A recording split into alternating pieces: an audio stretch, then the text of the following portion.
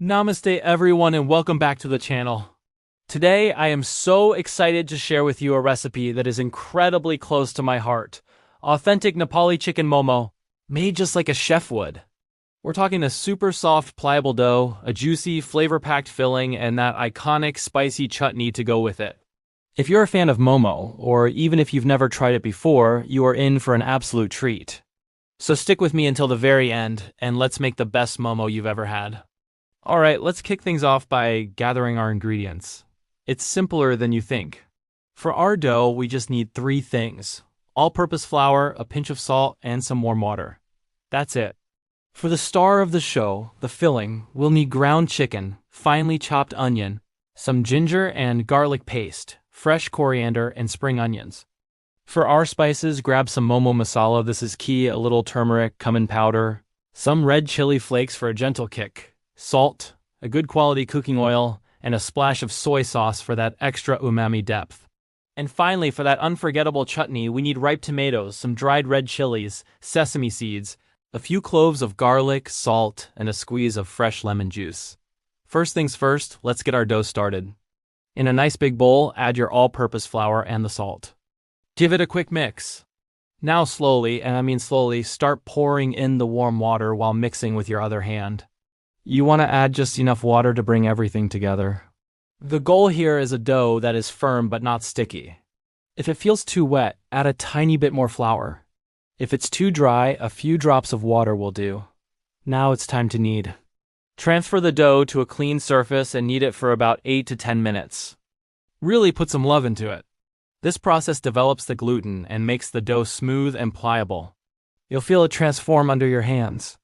Once it's smooth, cover the dough with a damp cloth or plastic wrap and let it rest for at least 20 minutes, maybe even 30. This resting period is crucial. It relaxes the gluten, making the dough incredibly soft, elastic, and so much easier to roll out later. Don't skip this step. While our dough is resting and getting all relaxed, let's prepare that delicious, juicy filling. In another large bowl, place your ground chicken. To this, we'll add all our fresh ingredients: the finely chopped onion, the vibrant coriander, the crisp spring onions, and that aromatic ginger and garlic paste. Now for the spices. Sprinkle in the MOMo masala, turmeric, cumin, chili flakes, and salt to taste. Here comes the secret to making your MOMo unbelievably juicy. Drizzle in about 3 to 4 tablespoons of oil. This little trick prevents the filling from drying out during steaming and creates that burst of flavorful juice when you take a bite. It's a game changer. And for that authentic Nepali restaurant-style aroma, add a small splash of soy sauce. It's optional, but I highly recommend it. Now mix everything together. Be gentle here. You don't want to overwork the mixture or press it down. Just use your fingers or a spoon to fold everything together until all the ingredients are well combined. Once mixed, pop the bowl into the fridge. Keeping the filling chilled makes it firmer and much easier to handle when we start shaping our momos. Okay, our dough has had a good rest. Look how soft and smooth it is. Now let's divide it. On a lightly floured surface, roll the dough into a log and then cut it into small, equal-sized pieces. Roll each piece between your palms to form a small ball, roughly the size of a small lemon or a large marble. This ensures all your momos will be a uniform size and cook evenly. Keep the dough balls covered with a cloth so they don't dry out while you work. Now take one ball, dust it lightly with flour, and start rolling it out with a small rolling pin. We're aiming for a thin, round wrapper, about 3 to 4 inches in diameter. Here is a pro tip. Try to keep the center of the wrapper slightly thicker than the edges. The thinner edges make it easier to pleat and seal, while the thicker center provides a strong base to hold that generous filling without breaking.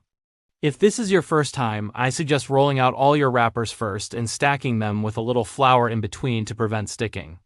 This makes the filling process go much more smoothly. And now for the most creative and fun part, shaping the MOMo. This is where you can really let your personality shine. Take one wrapper in the palm of your non-dominant hand. Place a spoonful of our chilled chicken filling right in the center. Don't overfill it, or it will be difficult to seal. Now let's start folding. The most classic shape is the round pleated pouch.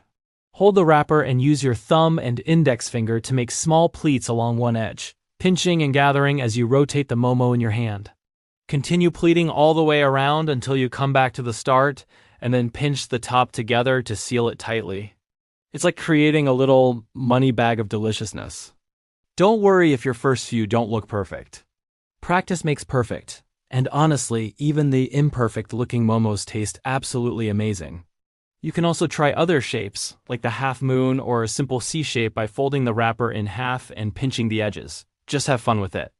Once you've shaped a batch of momos, it's time to steam them. Get your steamer ready.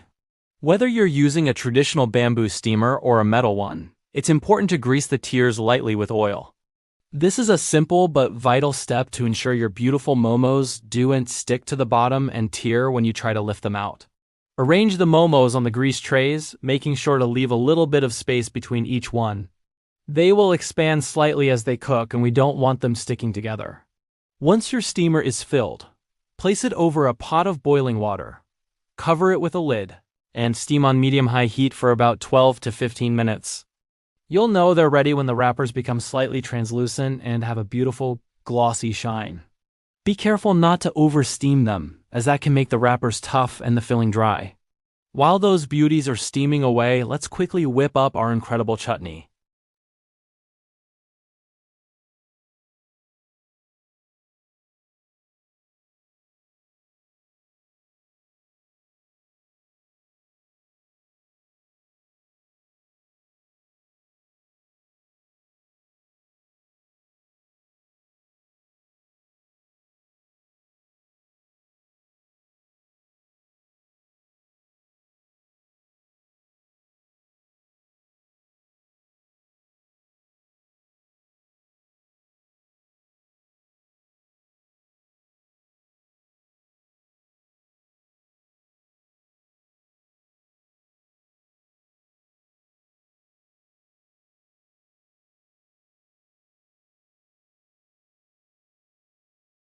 Perfectly steamed, plump, soft, and just glistening.